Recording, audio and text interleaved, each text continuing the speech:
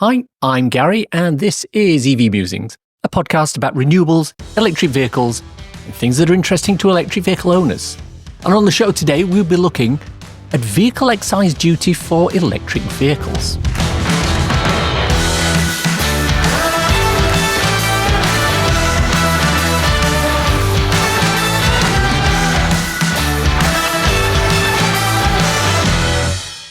This season of the podcast is sponsored by Zap Map, the free-to-download app that helps EV drivers search, plan, and pay for their charging. Our main topic of discussion today is EV VED. Now, I know that sounds like something of a mouthful of acronyms, but bear with me. You know I like to start my shows with a bit of context and some history if I can, so here goes. Many years ago, 1920 to be precise, the government added an excise duty to cars. This was payable each year, and back then it was ring-fenced for the maintenance and upkeep of the British roads. And naturally, it became known as the road tax. Then in 1937, the British government stopped ring-fencing it for road repairs, and it went into the big tax bucket alongside general taxes to fund the government. Officially speaking, road tax does not exist any longer. Its proper name is Vehicle Excise Duty, or VED. Now, one way you used to be able to tell if a car had paid its excise duty was that it displayed a tax disc in the window. These were colour-coded by year and displayed the month at which the tax disc expired. And then in 2015, the government stopped issuing these and all records were digitised. You still had to apply for the duty for the car and pay the levy, but you no longer needed a disc in the corner of the windscreen. Responsibility for VED used to lie with local councils, but it now lies with the DVLA, the Driver and Vehicle Licensing Authority, who are the people who also manage your driver's licenses. So now you know the story of VED, why is it worth an episode? Well, it's to do with what's happening with vehicle excise duty and electric cars. Now, prior to 2001, vehicles were taxed according to the size of their engines. Smaller engines paid less tax than larger engines, and there were basically two levels. You were either in one group or the other. Now, for all the discussions that I'm having here, this is related specifically to cars and not vans or other vehicles. So just bear that in mind. During the Tony Blair's Labour government years, there were calls to scrap the tax as being unfair and perhaps add the cost onto fuel duty at the petrol pump. The government realised, however, that this would be a vote killer, and it developed an alternative way to implement the tax. They used the vehicle's tailpipe emissions as a way of banding vehicles into groups and applied a variable tax rate on the groups. If your car emitted up to 100 grams of carbon dioxide per kilometre, you would pay zero vehicle excise duty. The scale increased until at the upper end, a vehicle emitting over 225 grams per kilometre would be charged £630. This rate would be levied and would need to be paid every year. And from 2001 right up to 2017, this continued just like that. But in 2017, the bands were changed so that only cars with zero emissions at all had a zero vehicle excise duty. In a little quirk, not dissimilar to zero-rated VAT, you're still subject to vehicle excise duty even if you're in the zero vehicle excise duty bracket. It's just that the amount that is levied on you is zero. And this distinguishes it from certain vehicles which are not subject to vehicle excise duty at all. Now, hybrids now fell into the higher band of 1 to 50 grams per kilometre and were charged £10. The top polluting vehicles with emissions over 255 grams per kilometre were now charged £2,365. But where this became interesting was that this amount was only charged for the first year of the car's registration. For the second year onwards, the rate was fixed at £165. So you could buy your low emissions hybrid, pay £10 for the first year, but then have to pay £165 for every year after that. Similarly, you could buy your top of the range diesel Range Rover and pay £2,365 for the first year, but only £165 for the second year. But it didn't stop there. The government also introduced an expensive car supplement. This applied to cars with a list price of £40,000 or above and added an additional £355 for all cars from years 2 to 6.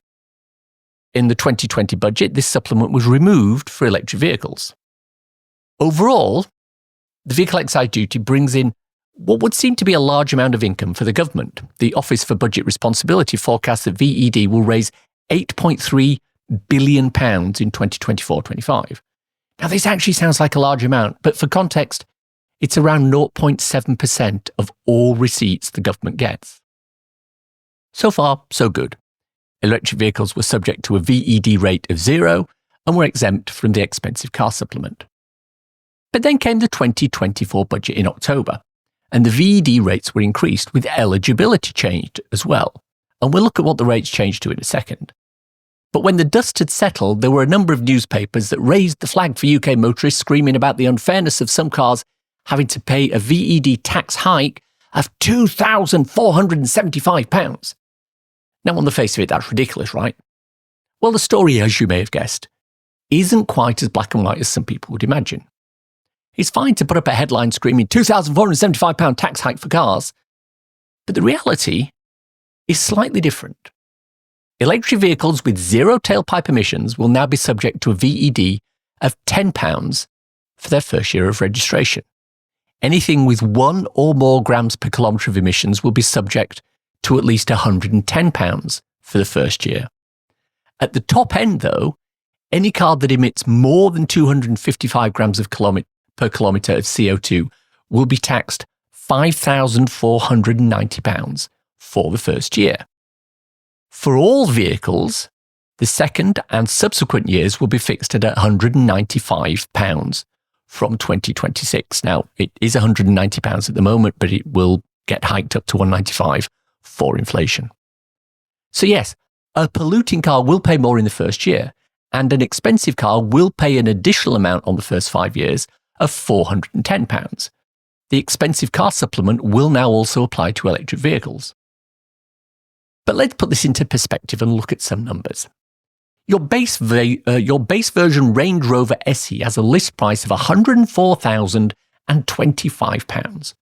The cost of the first year's tax on the diesel hybrid version is £3,300, with an additional £410 for it being over 40k. Every year after that, it will be £195 plus the £410 expensive vehicle supplement. To put that in context, if you were to spec the metallic racing green paint option for your Range Rover, that would add £7,990 to your purchase price.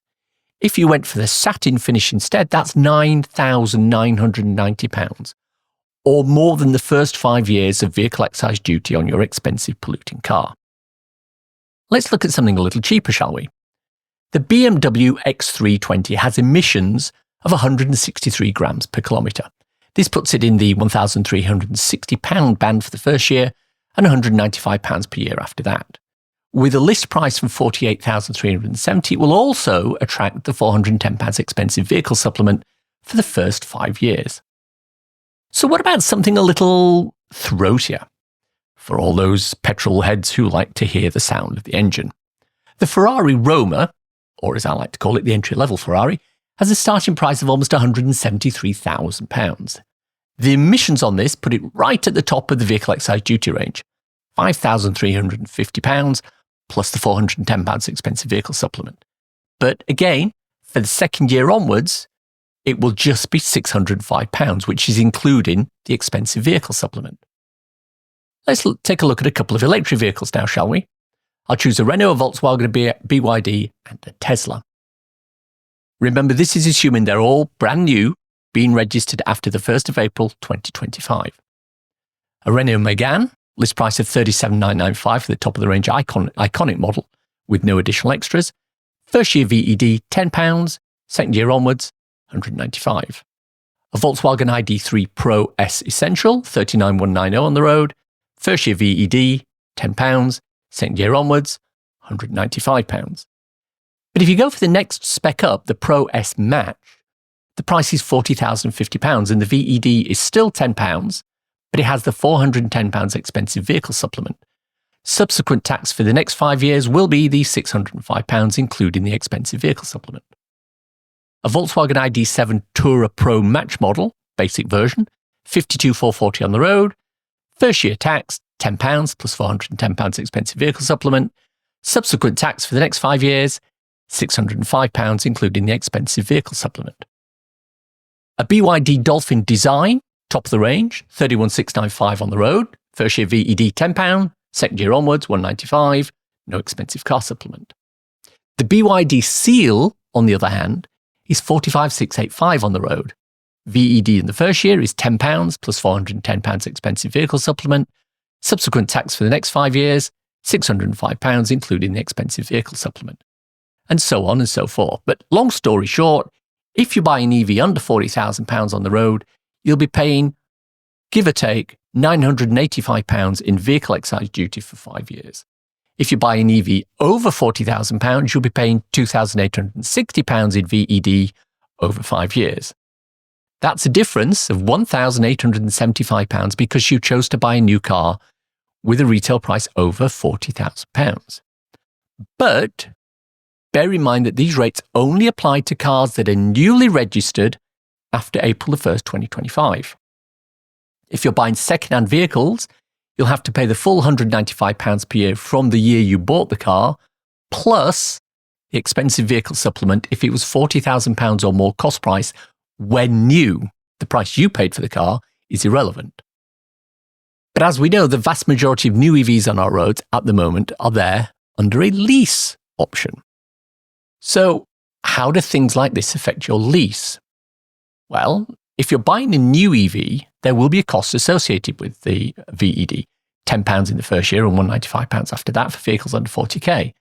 Lease companies will factor this into the price of a new lease. The jury's out at the moment on whether this will be applied retrospectively to leases that were taken out recently for higher value EVs. But depending on the car you've got, the lease per month will now be higher for new electric vehicles. And I think that's chapter and verse on VED for electric vehicles and others. Now, on a personal level, I think the rate is appropriate for the first year, but I don't see why, if the rate is based on emissions, I should be paying the same vehicle excise duty for a zero tailpipe emissions EV in year 2 as a Range Rover that's getting 8 miles per gallon and kicking out a crap load of emissions from the tailpipe. Now, I can see this being changed as more and more EVs come onto the road, but that's just my personal opinion.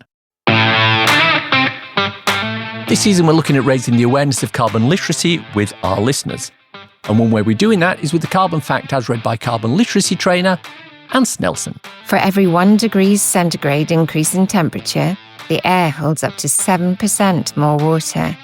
So if there's unlimited water nearby, like a sea or ocean, then warmer air will pick it up. That means bigger droplets and more of them, meaning heavier, stronger, more frequent rain.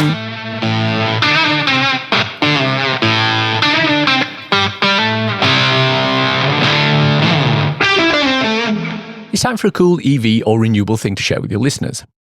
Volkswagen has launched innovative bidirectional charging technology in Switzerland, enabling electric vehicle owners to utilise their cars as substantial mobile batteries.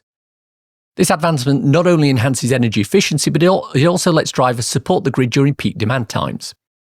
For the launch of the project, Volkswagen is enabling its electric vehicles from the ID series, including the ID3, ID4, ID5, ID7 and the ID Buzz, with batteries at least 77 kilowatt hours for bidirectional charging via a software update. This is now coupled with Sun to Wheel's new 22 kilowatt wallbox charging station that will be presented in Zurich at the Auto Zurich on the 7th of November. Now, it's not cheap. The wallbox alone could cost almost £14,000. But as with all these things, this cost will decrease over time. The EV Musings podcast is sponsored by Zap Map, the go-to app for EV drivers in the UK, which helps EV drivers search, plan, and pay for their charging. Zap Map is free to download and use, with Zap Map Premium providing enhanced features which include using Zap Map in-car, on CarPlay or Android Auto, and helping with charging costs with both a pricing filter and a 5% discount on charging. I hope you enjoyed listening to today's show. If you have any thoughts, comments, criticisms, or other general messages to pass on to me, I can be reached at info@evmusings.com. On the socials, I'm on Twitter or X @MusingsEV. I'm also on Instagram at EV Musings, where I post short videos and podcast extracts regularly. Why not follow me there? Thanks to everyone who supports me through Patreon on a monthly basis and through coffee.com on an ad hoc one. If you enjoyed this episode, why not buy me a coffee? Go to coffee.com/EV Musings and you can do just that. ko-fi.com/EV Musings. Takes Apple Pay too. Regular listeners will know about my 2 ebooks, So You've Gone Electric and So You've Gone Renewable. They're 99p each or equivalent and you can get them on Amazon. Check out the links in the show notes for more information, as well as a link to my regular EV Musings newsletter and associated articles. Now I know you're probably driving or walking or jogging right now as you listen, but if you can remember and you enjoyed this episode, drop me a review in iTunes please. It really helps me out. Thanks. If you've reached this part of the podcast and are still listening, thank you.